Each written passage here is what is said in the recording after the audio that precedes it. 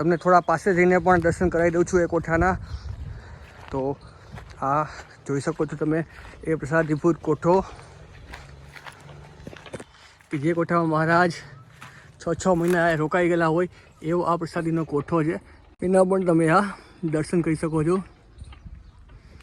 અને આ બાજુની જગ્યા છે કે જ્યાં મહારાજે હોળી ઉત્સવ કરેલો હતો એવું આ પ્રસાદીની જગ્યા છે। તો આપણે એક આ પથ્થર લઈએ છીએ અને પથ્થરથી એને એકવાર વગાડીને જોઈએ છીએ કે અસી જેવો અવાજ આવે છે। તો આ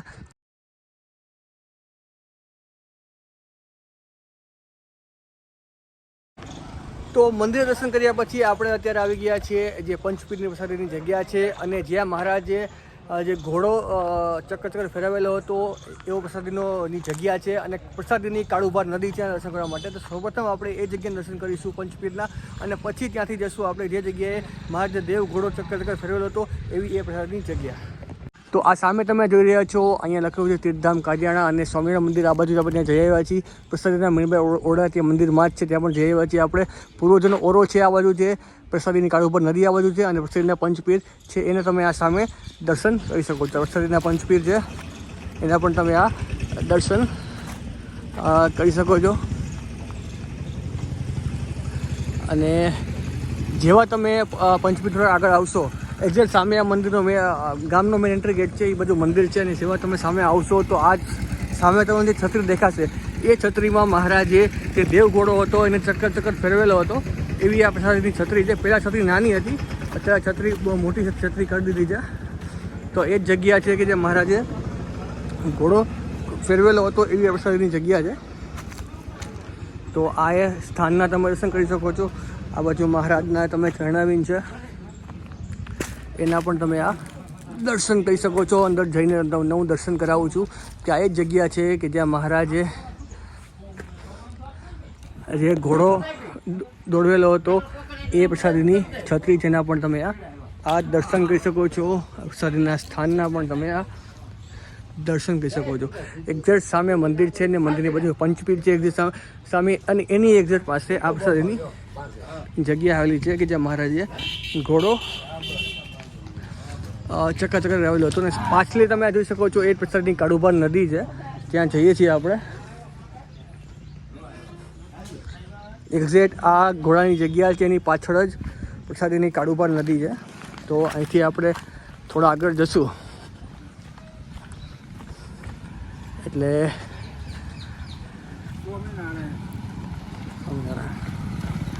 તો અહીંથી આપણે અંદર જવાનું છે। તો આ એ પ્રસાદીની કાળુભાર નદી છે। અત્યારે પાણી તો નથી પણ એ જ નદી છે કે જ્યાં મહારાજ ઘણી વખત આ નદીમાં સ્નાન કરેલા છે એવું આ પ્રસાદીની નદી છે। સામે તમે આજે દર્શન કરી રહ્યા છો એ જ સ્થાન એ જ નદી છે, પ્રસાદીની નદી છે। આ બાજુ પણ આગળ જઈએ છીએ થોડા આપણે ત્યાંથી તમને હું વિસ્તારથી થોડી માહિતી આપું છું કે જે ગામમાં મહારાજ 32 વખત આવેલા હોય એવું આ અતિ પ્રસાદીનું ગામ છે। અને આ પ્રસાદીની કાળુભાર નદી છે।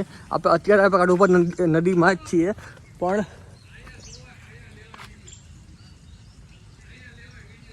લેવાઈ ગયો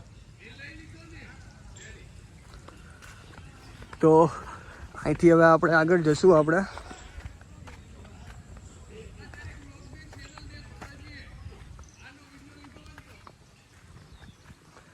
તો આ જ પ્રસાદીની નદી છે કાળુભાર નદી। થોડા આપણે આગળ ધીમે ધીમે ચાલવું પડશે આમાં। આ સ્થાનના પણ તમે આ દર્શન કરી શકો છો। તો હવે જઈએ છીએ આપણે જે જગ્યાએ ઝાલરીઓ પથ્થર છે પ્રસાદીના દર્શન કરવા માટે અને જે કોઠામાં મહારાજ 6 મહિના સુધી રોકાયેલા હતા એવો પ્રસાદીનો કોઠો છે ત્યાં આપણે જઈએ છીએ દર્શન કરવા માટે। એ થોડોક આપણે ગામની શરૂઆતમાં જ આવી જશે। જેમ તમે બાબરાથી કરિયાણા બાજુ આવશો ત્યારે શરૂઆતમાં જ આ સ્થાન છે તમને દર્શન થઈ જશે। તો આ સામે તમે જોઈ રહ્યા છો પ્રસાદીનો કોઠો છે। એક્ઝેક્ટ ગામના એન્ટર થશો તો પહેલાં કોઠો આવશે અને પછી મંદિર આવશે કે જે કોઠામાં મહારાજ 6 મહિના રોકાયેલા હતા એવી પ્રસાદીનો કોઠો છે। એનો રસ્તો અહીંથી છે તો જઈએ છીએ આપણે કોઠાના દર્શન કરવા માટે। તો આ સામે તમે જે દર્શન કરી રહ્યા છો એ જ પ્રસાદીનો કોઠો છે કે જ્યાં મહારાજ 6 મહિના સુધી રોકાયેલા હતા એવો અતિ પ્રસાદીનો કોઠો છે। એના પર અમે જઈએ છીએ. એક્ઝેક્ટ તમે જ્યારે ગામમાં એન્ટર થશો કરિયાણા ગામમાં, પહેલાં ઝાલરિયો પથ્થર આવશે, ઝાલરિયો પથ્થર પછી તમને કોઠો આવશે, અને પછી ગામ આવશે, પછી મંદિર આવશે. તો એ જ જગ્યા છે કે જ્યાં મહારાજ 6 મહિના સુધી રોકાયેલા હતા. એવી અતિ પ્રસિદ્ધની જગ્યા છે, અને પાછળ જ કાળુભાર નદી છે. એના પર તમને હું દર્શન કરાવીશ. પહેલાં અહીંથી આપણે જઈએ છીએ પ્રસાદીના કોઠાના દર્શન કરવા માટે. તો આ એ તમે કોઠાના દર્શન કરી શકો છો કે જ્યાં મહારાજ રોકાયેલા હતા, એવો આ પ્રસાદીનો કોઠો છે. અને બાજુમાં તમે આ જે જગ્યા જોઈ રહ્યા છો કે એ જગ્યાએ મહારાજે હોળીનો ઉત્સવ કરેલો હતો. એક્ઝેક્ટ કોઠાની બાજુમાં આ જગ્યા છે. એ આપણા સંપ્રદાયના જે પુસ્તકો છે એમાં વાત વણાવેલી છે કે કોઠાની એક્ઝેક્ટ બાજુમાં, એટલે કે આ જ જગ્યાએ મહારાજે હોળીનો ઉત્સવ કરેલો હતો. અને હોળી દર વખતે ગામ લોકો અહીંયા જ પ્રગટાવે છે, એવી આ પ્રસાદીની જગ્યા છે. તો સામે તમે આ જોઈ શકો છો, આ પ્રસાદીનો કોઠો છે. કોઠાનું એન્ટ્રન્સ પાછળથી હતું, પણ અત્યારે જઈ શકાય એવી પરિસ્થિતિ નથી. તો તમને અહીંથી જ બતાવી દઉં છું. આ પાછળ તમે જોઈ શકો છો કાળુભાર નદી છે, અને આ પ્રસાદીનો જે કોઠો કહેવાય છે એના પર તમે કહી શકો કે આ કોઠામાં મહારાજ 6 મહિનાથી રોકાયેલા હતા, એવું આ પ્રસાદીનો કોઠો છે.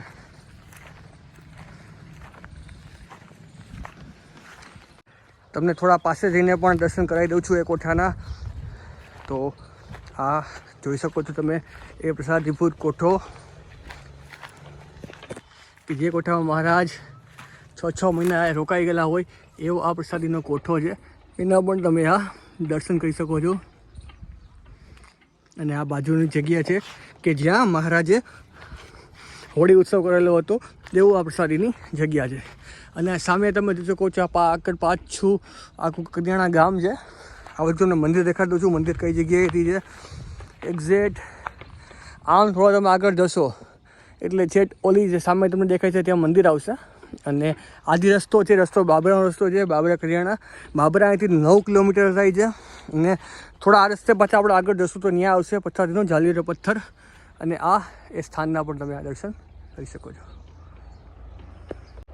તો હવે જોઈએ છીએ આપણે કે જે જગ્યાએ પ્રસાદીનો ઝાલરિયો પથ્થર છે, અને આપણા સંપ્રદાયમાં ઝાલરિયો પથ્થરની વાત ઘણી બધી આવે છે કે કરિયાણામાં મહારાજે એક પ્રસાદીનો ઝાલરિયો પથ્થર છે, એના પર તમે દર્શન કરવા માટે લઈ જાઉં છું. શું મહિમા છે, શું ઇતિહાસ છે, તે ત્યાં જઈને તમને વિસ્તારથી માહિતી આપીશ.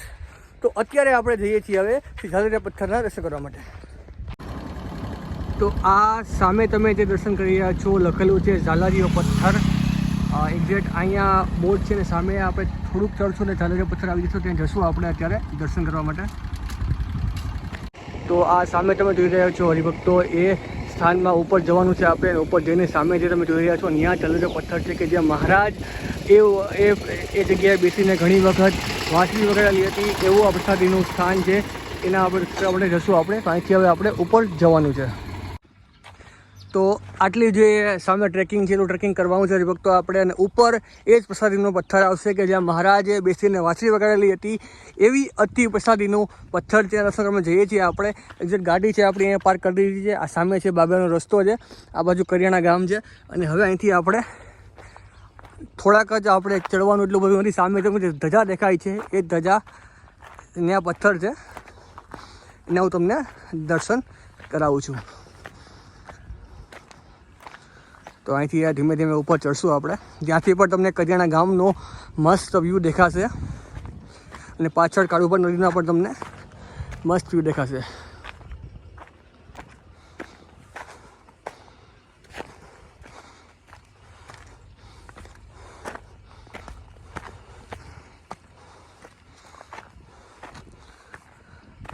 તો આપણે ઉપર આવી ગયા છીએ. થોડું ચઢાણ થોડું અઘરું છે. તડકો વધતો ન થાય, શિયાળાનો સમય છે એટલે વાંધો નથી આવતો. થોડુંક જ છે હવે.